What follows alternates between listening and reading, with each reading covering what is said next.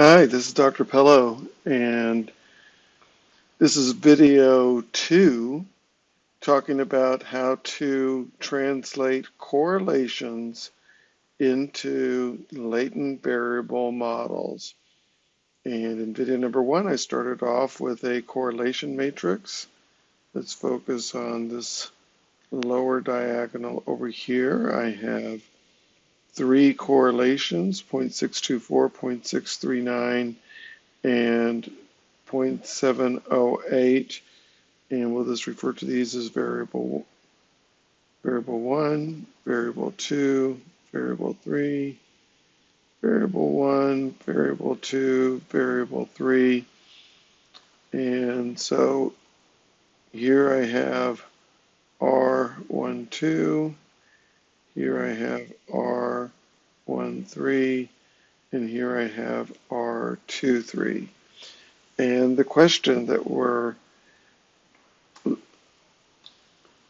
the problem that we're trying to solve is to figure out how do we get these estimates that describe the relationship between a latent variable and the measured variables based upon these correlations.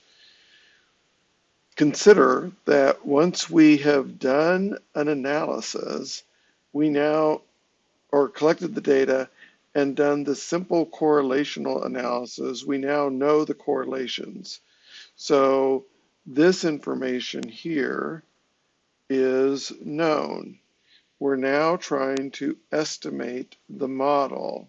So the path estimates in this model are our unknowns. Now this one is actually showing it solved, but let's just consider that this is A, B, and C, and we don't know them yet. So A, B, and C are our lambdas, our factor loadings that are unknown, and we know 3 correlations. We have 3 unknowns, 3 knowns, and we have 3 equations that specify these. So the 3 equations are A times B equals R12, A times C equals R13, and B times C equals R23. These equations, 3 equations, are based upon simple tracing rules. These tracing rules basically operate like this. If I start from variable 1 and I go to the latent variable, I can then turn around and go back to my second variable. So I have my first variable, my second variable, and the tracing basically takes me through A and B, and since I have an and, I treat these as probabilities, and then I say A times B is equal to R12. In other words, this model implies that the product of multiplying A times B should result in R12, the correlation between those.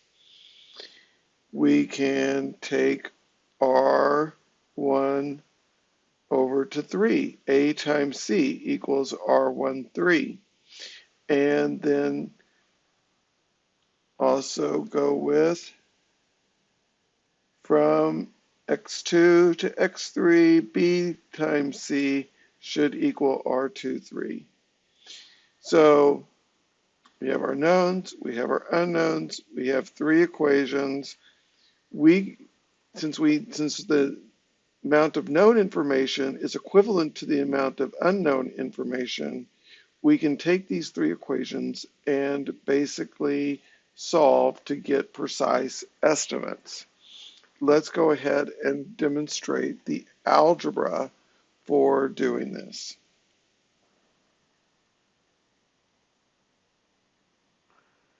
Okay,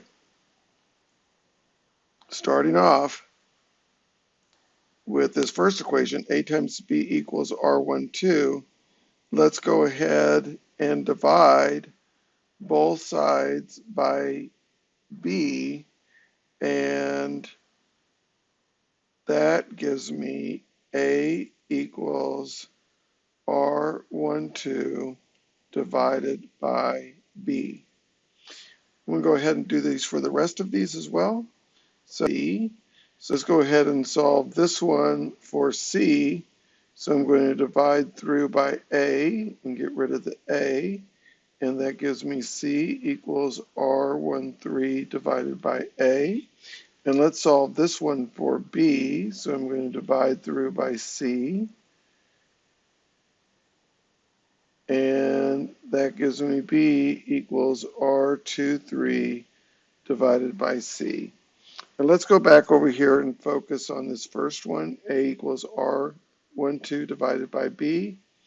What I'm going to want to do here is take this solution for B and plug it into this equation.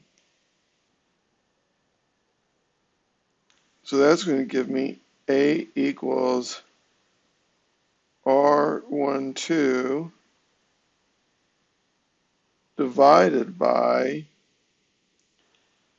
R23 divided by C. And when I'm dividing, that is equivalent to multiplying by the reciprocal.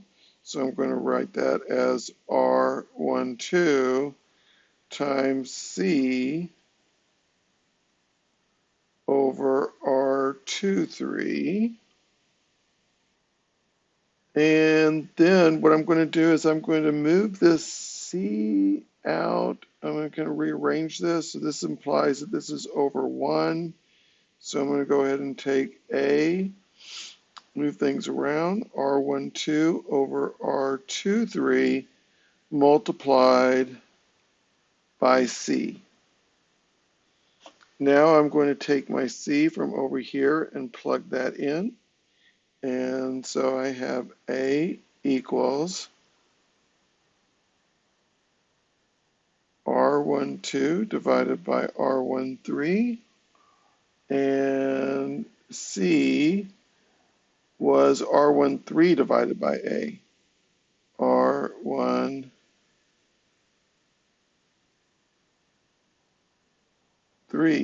divided by A. And I miswrote that down over here. This is an R23. Okay. I'm looking good, actually. I am working to isolate A now and solve for A. What I need to do is go ahead and multiply A by both sides. This cancels out A. This leaves me with A squared equals R12 times R13 over R23, and take the square root from both sides, and that leaves me with A equals the square root of R12, R13, R23. Okay, now, once again, here's the model that I'm working with.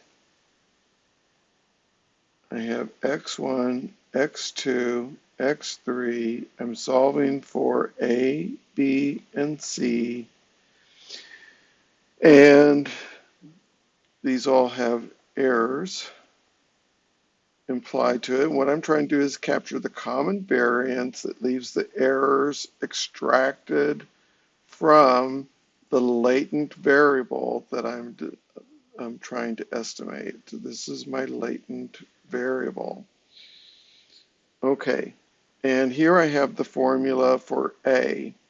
And what I want you to notice about this formula is that we are basically taking, as we go from A basically involves x1, and there's two tracings that involve x1.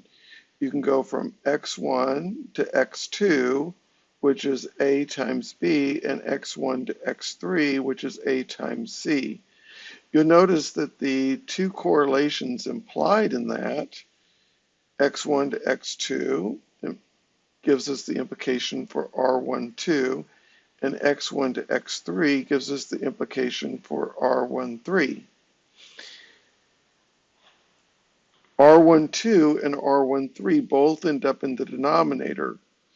The one that's totally left out of the relevant tracings with respect to A is X2 and X3, which is B times C, or 2, 3, and that's left in the denominator. This basically gives us a pattern. Now you can go back through the algebra um, to find B and C and continue the substitutions, but I'm just going to go ahead and cut to the chase and notice that there's a pattern. And so my formula for B is going to involve, go ahead and change colors here. For B is going to be R12 and R13. So R12,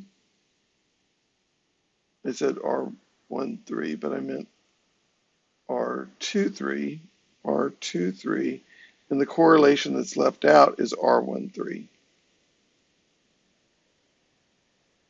And then for C,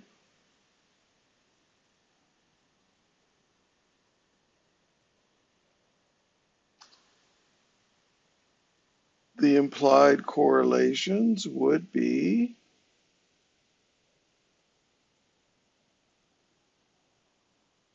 two and three and 1 and 3.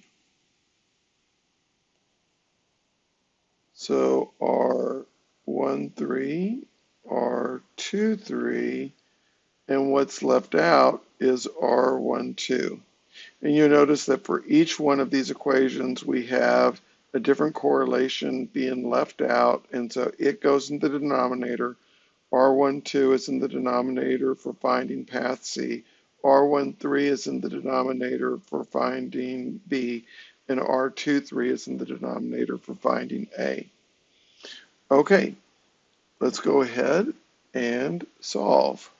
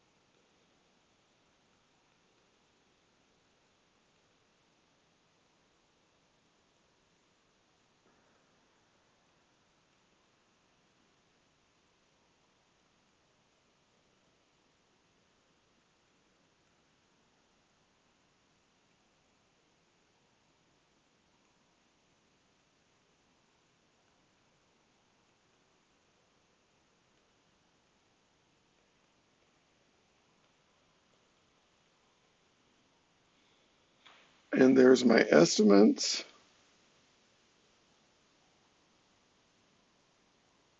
Redrawing my model once again.